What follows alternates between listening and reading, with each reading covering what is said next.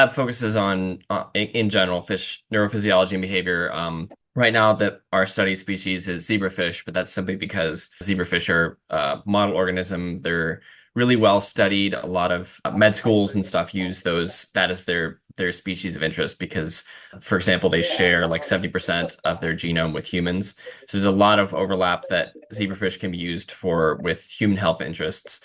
But because of all that research going on with zebrafish, there's a lot of kind of tools in the toolbox, as it were. Lots of studies with other organisms, especially, have established that climate change has impacts on physiology and behavior in fish. When you expose them to things like high CO2, high temperatures, these impact the way that they act, respond to stress, but it's unclear what mechanism is behind that, basically. Hopefully, what we can do is use the toolkit available to us with zebrafish to sort of answer some of those questions on why we see these alterations in behavior and physiology.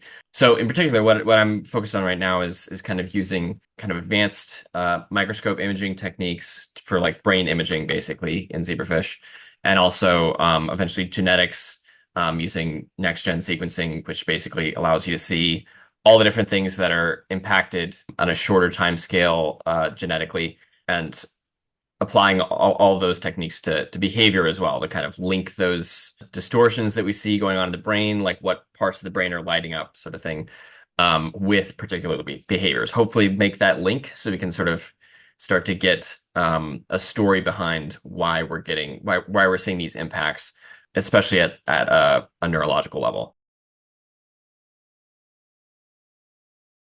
I've always loved working with anything marine science related.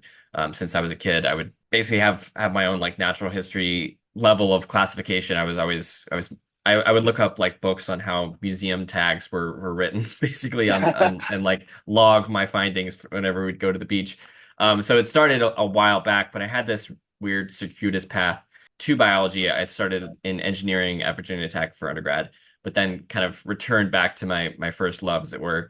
And I'm glad I did, because that's definitely where my passion was, but it was just general biology at that point. Following undergrad, I did fisheries observing for a while, took me out on like commercial fishing boats, got a lot of hands-on experience, sometimes more than I wanted. But while I was doing that, I was like, I really have a passion to understand the science behind these fish that I'm seeing all the time.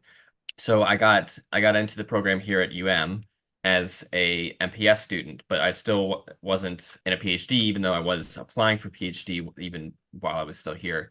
And there was an opening in Dr. Rachel Hoyer's physiology lab, which is where I am now. And I jumped at the opportunity because fish have always been a deep interest of mine. So in terms of this specific topic, I think I've kind of grown to love it once the opportunity presented itself.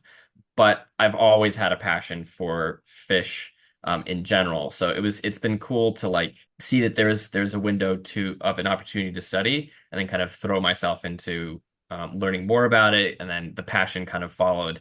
And now the stuff I'm doing, I think is the coolest, especially because I get to do with the imaging. There's all sorts of like really cool like 3D images that I get to churn out and stuff, which is it's pretty awesome to have the opportunity to get my hands on this and study applying like legit science to something that I've always found an interesting topic at the very least. I wish. No, I grew up in Southwest Virginia, so that's why Virginia Tech was a logical choice.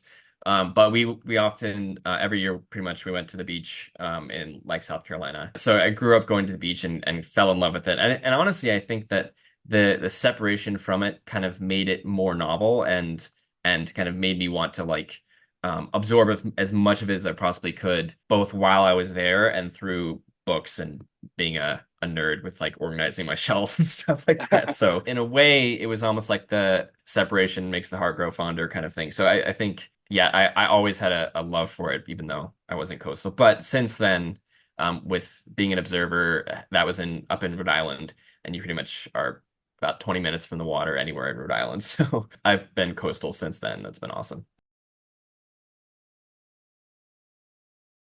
Some of the sampling that I was collecting was going to research projects, but I was more on the like data collection side.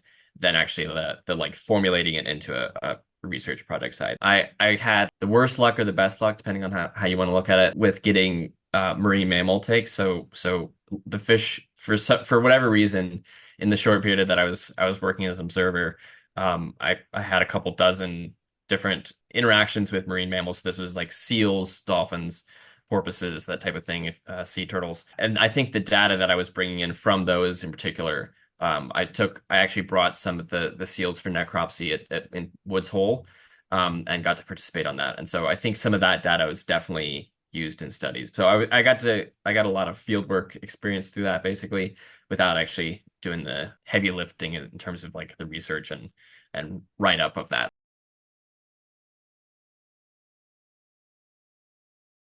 It certainly feels the most rewarding. Yeah, I because you can see you feel like you're actually like doing something and you can see the results quickly, even if it's you have yet to process the results. So statistically, I have results that I just need to process the statistics on, which is that's less rewarding. I think it's a lot of programming and organization of data and that kind of thing. But yeah, I enjoy just the hands-on with lab work, especially when it's doing behavior studies, because then you're actually working with the fish themselves, evaluating after you've exposed them to these conditions, how things are impacted, and you actually get to kind of stick them in these like arenas and analyze them under special cameras and that type of stuff. So yeah, that I enjoy, especially. I think it's the currently the most rewarding.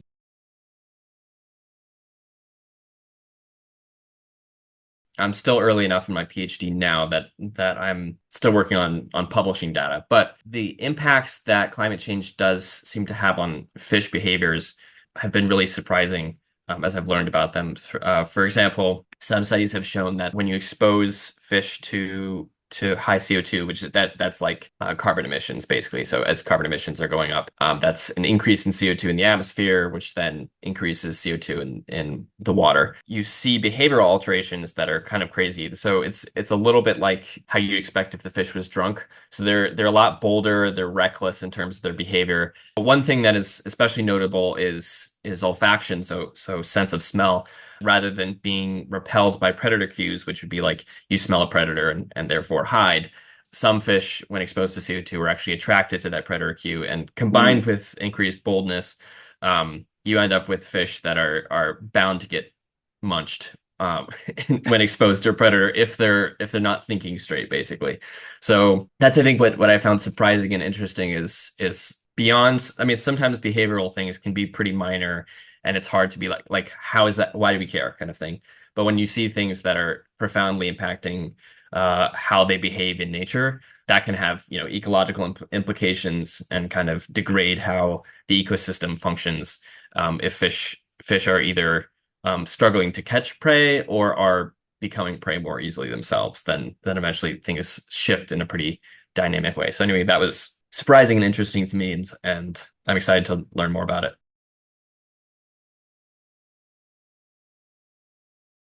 So in addition to exposing these fish in a very controlled lab setting, there's studies that have done studies at CO2 vents. So there's basically bubbling CO2 out on the wild, often near volcanic activity. And so they've done studies with those fish doing wild behaviors in areas that are high in CO2 content, versus areas that are normal, basically, under CO2 content. And so, yeah, in addition to lab studies, they've done studies out in the wild. Our goal, whenever we do lab things, is to tie those things to what matters ecologically. So, if, for example, we see an impact in olfaction, how well they smell, then our goal will be then how would that impact things on an ecological level? Like where is smelling important? And that would come to things like finding prey, or like mating cues, whatever. So you can kind of trace those things to a lot of different impacts, and keeping those it realistic to things that matter, I guess, with the ecosystem.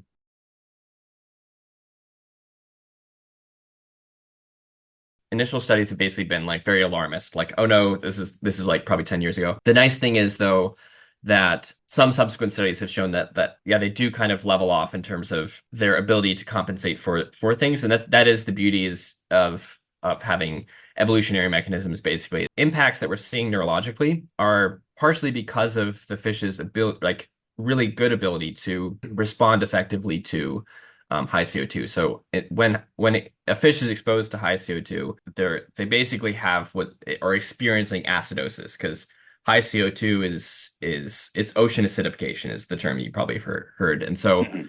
when they're exposed to a more acidic water environment, basically, they respond by secreting bicarbonate, which is what you would use to like neutralize an acid, basically.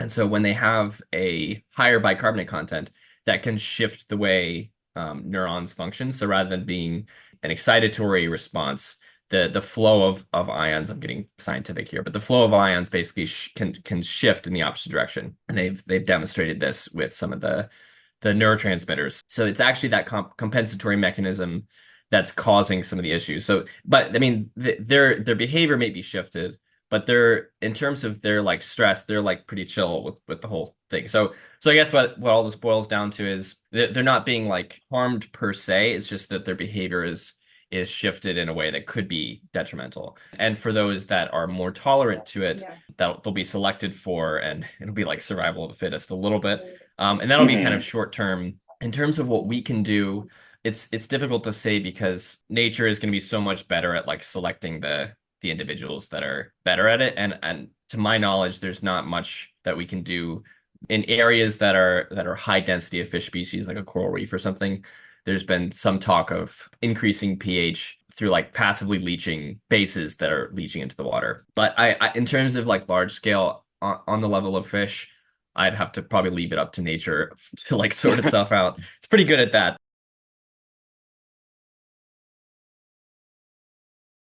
Currently, no, or not at least in the same level I would for fish. Because like I said, part of those behavioral disruptions are due to the fact that fish compensate in a way that's it's distorting their neurophysiology, basically, excuse me. Humans are a lot better at preserving our pH stability. Although the cool thing is because there's ties to human health and you can make a parallel between zebrafish and humans can give us potentially some insights into understanding how the mechanisms behind these impacts could impact humans.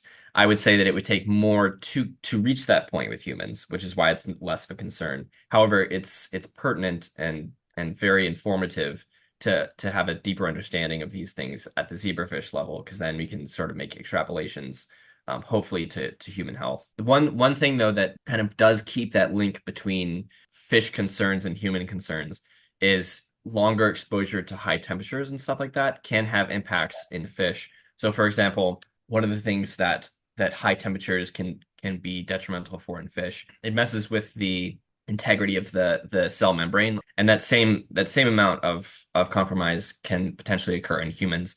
And so, if you have elevating temperatures, which are especially poignant, there's a study that was looking at here in Miami the elevation in temperature with like the concrete jungle kind of thing. There's not anywhere for the heat to go, so it just kind of gets trapped in this oven in very concrete heavy cities.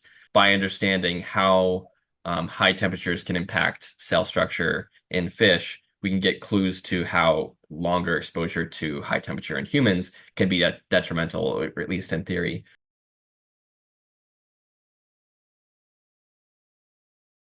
Definitely. I think that Miami, perhaps more than most universities in the US, is on the front lines of a lot of these issues. In addition to the wild weather that we see, the fact that it's so close to a city and there's so much traffic with like boats and stuff, and is one of the cruise ship capitals of the world. With all of that, there's a lot of human pollution coming from that.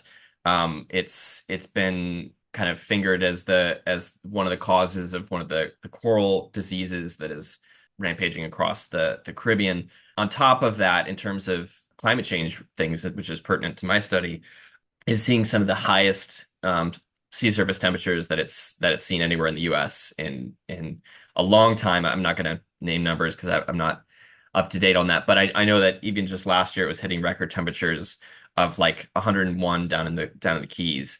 That's like a hot bath that you're taking. So like I've even seen firsthand with doing snorkeling and diving trips, like some of the impacts diseases that are spread by people for corals, the impacts of high temperature. You see lots of footage with here's what the reef looked like before, and then we had this heat wave in the summer, and then here's what it looked like after, kind of thing. But also it feels good to like see the work that's going on here with corals and fish, and hopefully understanding it better and getting a feel for mechanisms behind these impacts, because then it's like you feel like you're doing your part and kind of have a more educated perspective on it, and not one of just panic and being like this, it's hopeless, which is what's often being thrown around by politicians or lobbying groups, whatever. It's nice to be like, just buckle down and do something about it. So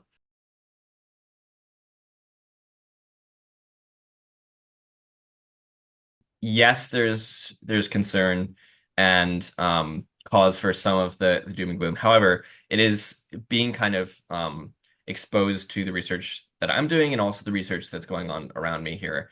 Yeah, there's still a lot of cause to be encouraged, and like I was saying, the resilience of our environments around us is an encouraging trait that the ecosystems have, is their ability to bounce back when things that we lobby for, marine protected areas, for example, when those things are implemented, the ways in which the ecosystems bounce back can happen on the scale of just a few years. And so it's encouraging to see that when we make discoveries and when we study these things and kind of educate policy to the best of our ability, that can make impacts that it's not like we've passed a point of no return. So between understanding the natural world around us is very resilient, and understanding that we can still make a difference, and that even the Sisyphusian battle of furthering research to the best of our ability is beneficial on a lot of levels.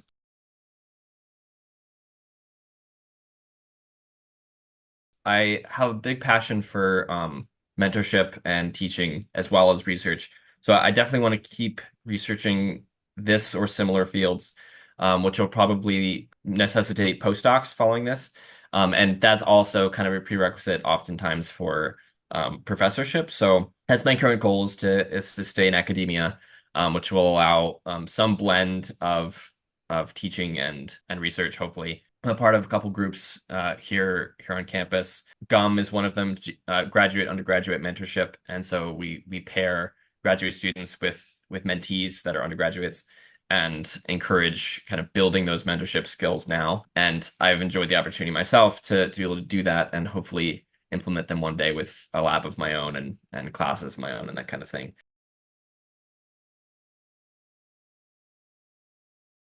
Research has always been a passion, but I think now that I've been able to, like, I guess I didn't have really a good opportunity in the past, to explore or develop teaching skills. So the opportunity that this PhD has provided is, because we have TA-ships, being a teacher's assistant, as well as I do tutor part-time on the side as well. And so between tutoring and doing the TA-ships, I've had kind of the opportunity to kind of exercise those teaching muscles, and it's been really exciting to sort of instill the passion that I have onto future students. And I think as a tutor, especially because you get to be hands-on and actually work through at the really nitty-gritty level, not just like firing information at students. You get to sit there until they figure it out, and you get to see the light bulb moments. And so yeah, those are the types of things that encourage me when science does look glum. One of the programs that we have here is the saltwater semester program, and what that allows is undergraduate students. There's like a smaller class, typically like 10 to 12 individuals, and there's 4 back-to-back intensive classes each 3 weeks. And so we teach one of the intensive, my advisor and I teach one of the intensive classes on physiology and behavior, actually. So it's really pertinent. And yeah, it's cool because it's like 9 to 5 class basically, where we walk them through lectures and experimental protocols, a lot of hands-on work with these students, and it's really cool to kind of have almost a month of solid working with these students. You kind of can build relationships and understand mentorship and exercise teaching skills as well. So that, I think, was what has started to be like, okay, I can do this. I can enjoy teaching as well as the research side, and it's something that's beyond just being of interest, is something I could see being really rewarding and I could be passionate about in the future.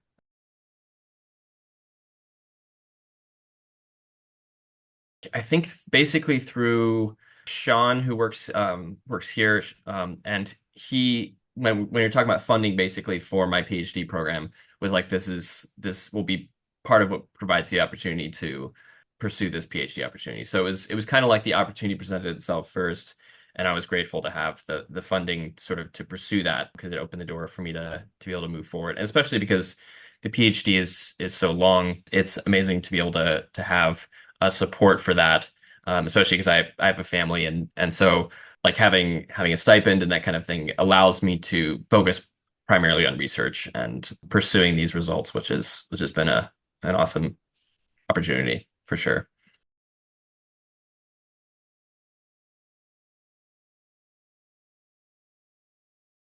The research that we do here is honestly incredible, and the blend that we have of interdisciplinary work. So especially in my lab, my advisor is really good at pulling in collaborations across departments. She's running projects both with people at the med school, with people on main campus that are doing similar work, and that could be across departments, whether it's the imaging department or the physics department, and running studies using zebrafish as an organism for cancer studies, and a better understanding of neuroscience that I said can have parallels with human health. That's just our lab, but on top of that, if you understand the ecological impacts, you can start to make policy decisions for like fisheries science. And so all of these things have a lot of impacts, both just in terms of this science is interesting science, but also when it comes to application and applying these things to the policies that we recommend for our government and elsewhere. How is this funding important? It allows us to raise the next generation of scientists and then perform the research. Like we're actively performing research and publishing papers and moving science forward ourselves as students, as well as doing our part to train future generations of scientists and mentor those who are coming up next. So this is integral in sort of instilling a deeper understanding of science for the next generation, kind of making sure that our stock of scientists, as it were, is preserved and as skilled as our current scientists hopefully are.